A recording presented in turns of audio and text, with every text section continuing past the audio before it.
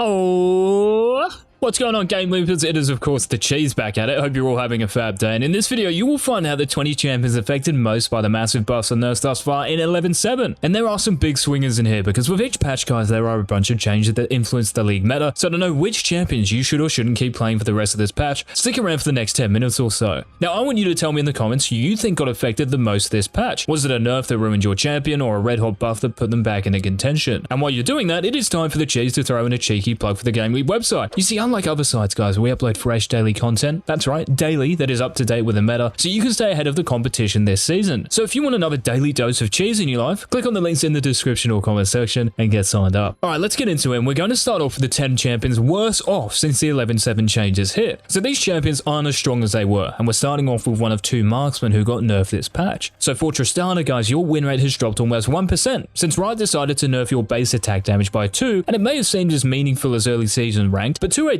does have some substance. It's a little trickier to CS, you can't shove waves as well, your early game harass is weaker, and same with your all-ins. Now the good news still is that your explosive charge, which packs the biggest punch of all, scales with your bonus AD, so this will still hit as hard. So it's not like you've lost everything, just a little jabbed Trist. Now another champion that got jabbed this patch also lost out in the win rate department, but it's hard for the Cheese to put his finger on it, because Gnar didn't get directly nerfed, but the top lane is certainly different with the new Trinity Force and the buff Sunfire Aegis. Like your big counter, Aurelia, is better off with the updated TF, and though you might shine in the teamfight department, she can just end the game in a side lane. And as for the Sunfire buffs from 11.6, well, this has made it harder to bully tankier champions out of lane, and maybe more people are cottoning on to the Sunfire Aegis Kled. So Gnar's decrease in win rate is a lot more subtle than Tristana's, that's for sure, but apparently he's worse off. Now, mates, tell me in the comments if that stat is trolling me or not. Now, this next one seems just as troll, if not more troll, because Kha'zix's win rate has dropped 1% in the last few days. Like, did one of his wings get cut off, or because in terms of items and the bug himself, everything seems normal. Like, Duskblade hasn't changed, Ghostblade hasn't changed, Edge of Night hasn't changed, Cyrilda's Grudge got buffed, so this is a real head scratcher. Maybe you guys are playing him support or as an AD carry the Cheese doesn't know. Now, one thing I do know is the reason behind Kassadin's 1% drop in win rate this patch, so if you're a fan of the Void, time to listen up. Now, Kassadin is still strong, let me get that in quickly, but not as strong, and that's because your go-to mythic Everfrost took a bit of a step backwards. So Riot reverted Glacier's damage back to its 11.4 state and added 10 seconds to its cooldown. What does this mean? Well, your full combo isn't as deadly, and you might get the active off only once in longer teamfights, but this was generally the case anyway. The important detail here is that it still slows en routes and travels as fast. That is the real value. So you might not be as OP as you were, but for sure still one of the better mid laners. Now, one mid laner who has a lot less success in YOLO Q is coming in next, and I'm holding back the rage here because I'm trying to figure out why Oriana has dropped 1% in win rate. Everfrost is nerfed, but no one builds this. Like, Luden's is as strong as it was, Archangel's is the same, Zhonya's is the same despite being worse off recently. Like, what is happening here? I feel like I'm reading the Matrix, but like the code is all over the place. Like, is it because Aurelia is getting played more in the mid lane? Players are finally realizing AD assassins are stronger because of the Seeker's Arm Guard nerf and Cyrilda's Grudge buff? Someone please help the Cheese in the comments. Now, I don't need help with this next one, because for Corki, guys, the 1.1% decrease in win rate can be attributed to that Essence Reaver nerf. So for 100 less gold, which sounds pretty attractive, and I would know about that, you're getting 10 less AD.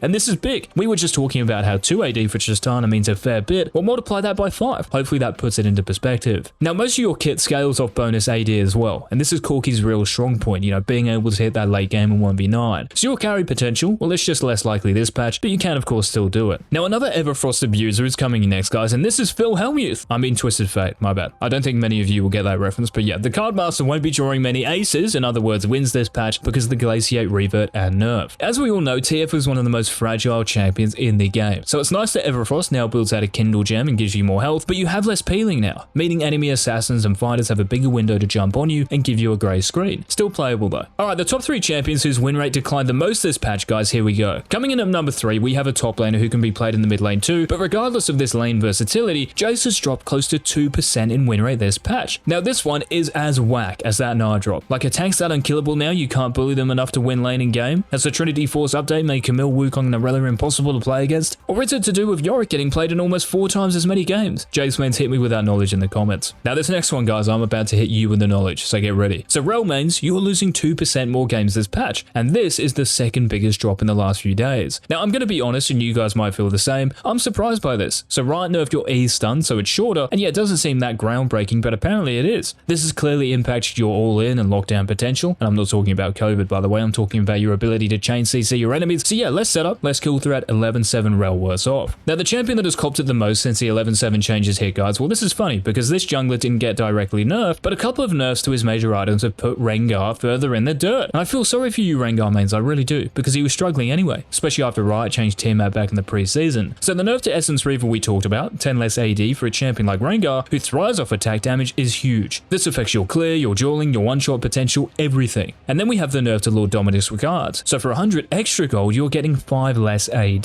There's that stat again. So overall, you're paying the same gold for these two items, but getting 15 less AD. This is very significant, and it's reflected in Rengar's close to 3% drop in win rate. What needs to change, guys, for Rengar? Let me know down below. Right, let's change the mood and talk about the big winners of patch 11.7, guys. And if you're enjoying the timestamps and the new structure of this video, let us know by leaving a like. And starting us off, we have an AP Bruiser, a pretty rare sight these days. And thanks to the 11.7 Q buff, Mordekaiser is back in business. Well, kind of, he still sucks in high reloads, but across the board it's looking better. So yeah, right, increase your Q's isolation damage, and this is useful when you're battling it out with your opposite number and when you take an opponent into the realm of death. So the extra dueling power is incredibly valuable, as proven by Mord's 1% increase in win rate. Now who would have thought a champion's win rate could increase by 1% when their AD per level gets increased by 0.4? Well, it's time to wake up, because that's exactly what has happened to Varus, and his overall win rate is now at 50% almost. I can remember, and I'm sure you Varus mains do, when this was struggling to get above like 45-46% when the new shop got released. So things are definitely better off. The season 11 buffs to mirror mana have also helped, and the fact that lethality is so strong, well, these have put you in a position to sometimes carry. I don't want to say all the time, because we all know AD carries are weaker than Pro Guard's ad game, but no doubt Varus is happier this patch, and he's even been picked in pro play recently, and that's without this buff. So I expect to see more Varus picks in the near future. Now this next one is a little harder to figure out, so I want you guys to embrace your inner Sherlock Holmes and work with me here. So Twitch has a 1% better win rate this patch, and I reckon this is because two champions who can dumpster you, Tristana and Kai'Sa, got nerfed. So you have a better chance of surviving what can be a tough laning phase, and then dominating once you hit level 6 and your Kraken Slayer spike. It also seems to be the case that the nerfs to Alistair, Rell and Thresh have made it easier to navigate your way around their threats, and yes, hit the mid to late game spreading the plague. Now just ahead of Twitch, guys, again, it's time to put those thinking caps on. And I doubt many of you have them because you're all gold and silver. Oh, the burn. Hey, I'm sorry guys, that was way too toxic. But no, we can work this one out too. So for Kayn, a 1% increase in win rate seems plausible. The buff to Serulda's Grudge is great for those of you opting for the Shadow Assassin route. You know, 200 less gold for a legendary item that gives you as much value as that is big. And then we have more nerfs to Hecarim and Udyr, who have been the two front runners in the jungle for the last few patches. And seeing as your playstyle is somewhat similar, in the sense that you full clear and scale, you become more valuable. You're certainly not as strong as your 55% win rate days earlier this season, but you can no doubt still hard carry on Kayn. Now one champion you can hard carry on is coming in from the support role, and 11.7 has been very kind to Braum, and has seen the Baldron Jeremy's win rate increase almost 1.5%, and these buffs, guys, have re-established Braum as arguably the best peeler in the game. The 2-second lower cooldown in your E at all ranks is huge, for an ability as impactful as this, and the extra knock-up on the first enemy hit with your ultimate is also huge in skirmishes and teamfights. As I mentioned with Twitch, with Alistair, Rell and Thresh nerf, you are now on their level, so now is a great time to get around Braum, guys. Now up next, we have one of the most controversial champions in the game, because whenever he gets buffed, nerfed, picked, banned, there's always a bit of commotion. We'll get ready to see more Yasuo this patch, guys, because Riot decided to buff him, and this has resulted in the Win Master increasing his win rate by almost 2%. Now if you thought 0.4 was a lot when we were talking about Varus, well, Yasuo's AD per level is double that, so it's up 0.8. What does this mean? Well, when anyone says per level, guys, think of scaling. So as the game progresses, you become stronger. Now for Yasuo, more AD is huge because your autos, your Q, a bit of your E, your R, these all scale with bonus AD,